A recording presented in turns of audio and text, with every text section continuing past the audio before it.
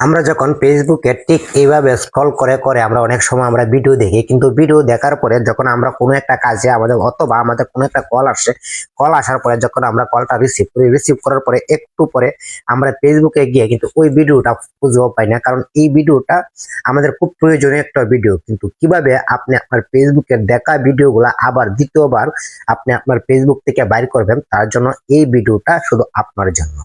তো এই ভিডিওটা দেখে আপনারা আবারই পুনরায় যে ভিডিওটা প্রয়োজন এই ভিডিওটা আপনারা আপনার ফেসবুক থেকে খুঁজে বাইর করতে তার পারবেন। জন্য চলে যাবেন আপনারা আপনাদের ফেসবুকের অ্যাপসে আসার পর এখানে দেখেন যে থ্রি ডট অপশন পাবেন, আপনারা চলে যাবেন এই থ্রি ডট অপশনে। তো আমি চলে গেলাম আমার থ্রি ডট অপশনে আসার পর এখানে দেখেন রিলস নামে একটা অপশন পেয়ে যাবেন, আপনারা চলে যাবেন এই রিলসে আসার পর আপনারা এখানে দেখেন হ্যাঁ মানুষের মতো একটা আইকন আছে, আপনারা চলে যাবেন এই মানুষের মতো আইকনটাতে আসার পর আপনারা যদি যে ভিডিওটা দেখছেন এই ভিডিওটাতে যদি আপনারা লাইক দেন তাহলে লাইক রিলসে আসবেন, যদি শেয়ার করেন তাহলে শেয়ার রিলসে আসবেন।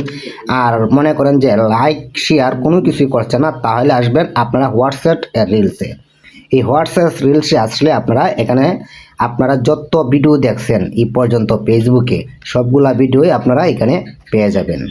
তো অবশ্যই আমার এই ভিডিওটা যদি আপনাদের ভালো লাগে তাহলে আপনারা লাইক কমেন্ট এবং শেয়ার করে দিবেন পরবর্তী ভিডিও পাওয়ার জন্য।